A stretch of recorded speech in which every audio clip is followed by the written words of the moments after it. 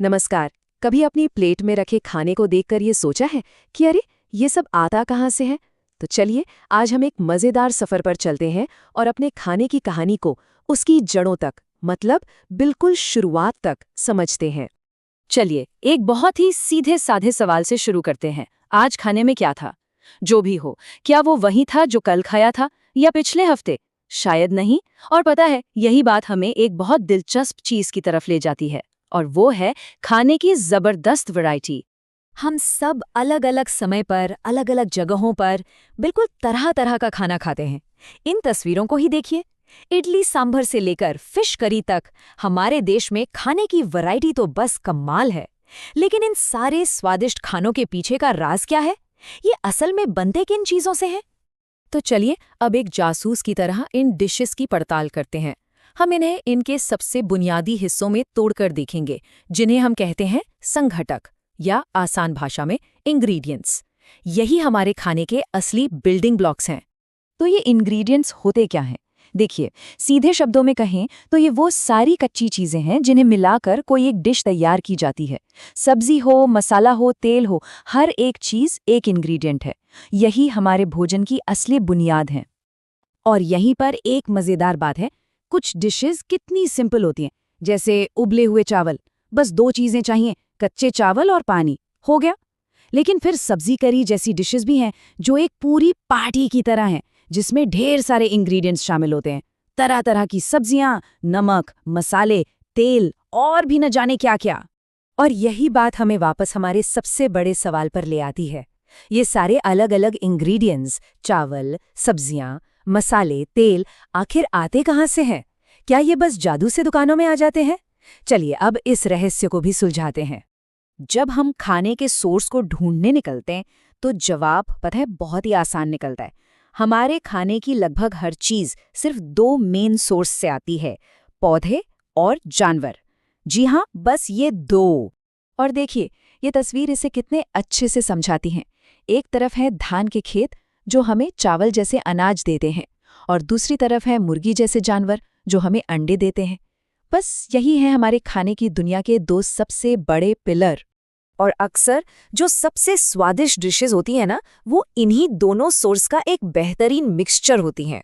खीर के बारे में सोचिए, चावल आता है पौधों से जबकि दूध जानवरों से। या फिर एक मसालेदार चिकन करी, चिकन तो मिला जानवरों से, लेकिन तेल, मसाले और सब्जियां ये सब पौधों से आते हैं।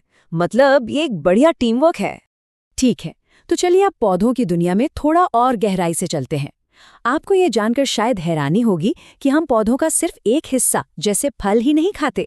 सच तो ये है कि हम उनके कई अलग अलग हिस्सों को खाने के तौर पर इस्तेमाल करते हैं। जरा इस तस्वीर को देखिए, ये कितनी कमाल की बात दिखाती है। एक ही पौधे से हमें कितने अलग अलग तरह का खाना मिल सकता है। हम उसकी जड़ें खा सकते हैं, उसका तना, उसकी पत्तियां और यहाँ तक कि उसके फूल भी। चलिए कुछ रोज के उदाहरण देखते हैं।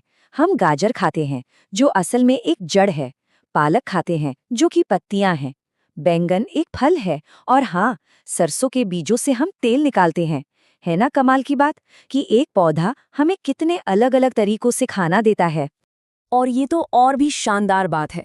सरसों के पौधे के बारे में सोचिए, हम उसके बीजों को पीस कर तेल निकालते हैं और साथ ही उसकी पत्तियों से सरसों का साग जैसा स्वादिष्ट खाना भी बनाते हैं। मतलब एक ही पौधा और दो बिल्कुल अलग और मजेदार चीजें। वाह!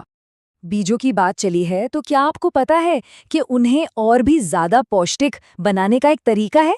इसे कहते हैं अंकुरण या स्प्राउटिंग, और ये बहुत आसान है। बस थोड़े से मूंग या चने लीजिए, उन्हें एक दिन पानी में भिगो दीजिए और फिर पानी निकालकर उन्हें गीले कपड़े में लपेट दीजिए।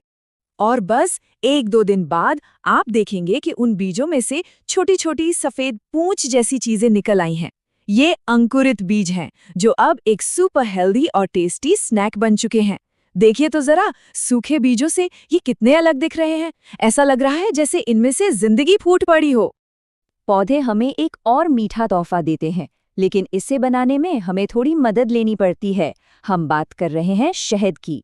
ये सीधे पौधों से नहीं मिलता, बल्कि मधुमक्खियां फूलों से मीठा रस, जिसे नेक्टर कहते हैं, इकट्ठा करती हैं और फिर अपने छत्ते में एक जादू की तरह उसे शहद में बदल देती हैं। अच्छा, अब हम ये तो जान गए कि हमारा खाना कहाँ से आता है, तो चलिए अब तस्वीर को थोड़ा और बड़ा करते हैं। सिर्फ हम ही तो नहीं खाते, जानवर भी खाते हैं। तो सवाल ये है कि जानवर क्या खाते हैं? इसे समझना हमें नेचर के पूरे फूड साइकिल को समझने में मदद करेगा। जानवरों को उनके खाने की आदतों के हिसाब से हम 3 बड़े ग्रुप्स में बांट सकते हैं। पहला ग्रुप है शाकाहारी यानी हर्बीवोर। ये नेचर के प्लांट लवर्स हैं। ये सिर्फ पौधे और पौधों से बनी चीजें ही खाते हैं। अगला ग्रुप है मांसाहारी यानी कार्निवोर। ये शिकारी होते हैं। ये अपना खाना दूसरे जानवरों का शिकार करके हासिल करते हैं। और आखिर में तीसरा ग्रुप है सर्वाहारी यानी ओमनीवोर। ये जानवर कह सकते हैं कि दोनों दुनियाओं के मजे लेते हैं। ये पौधे और जानवर दोनों को खाते हैं। ये टेबल इन ग्रुप्स को बिल्कुल साफ कर देती है। गाय एक शाकाहारी है, शेर एक मांसाहारी है और कुत्ता एक सर्वाहारी। और हम इंसान, जी हाँ, हम भी सर्वाहारी ग्रुप में ही आते हैं, क्योंकि हम पौधों से मिलने वाली चीजें जैसे सब्जियां और अनाज और जानवरों से मिलने वाले प्रोडक्ट जैसे मांस और दूध दोनों खाते हैं। तो हमने अपने खाने के इस अद्भुत सफर को उसकी शुरुआत तक देखा, लेकिन अब एक बहुत जरूरी सवाल पर रुककर सोचते हैं। हम ये तो जान गए कि खाना कहाँ से आता है, लेकिन क्या हमारे आसपास सभी को पेट भर खाना मिल पा रहा है? और अगर नहीं, तो क्यों? ये एक बहुत गहरा सवाल है जो हमें विज्ञान से आगे ले जाकर हमारे समाज और हमारी अपनी जिम्मेदारियों के बारे में सोचने पर मजबूर करता है। इस पर सोचिएगा जरूर।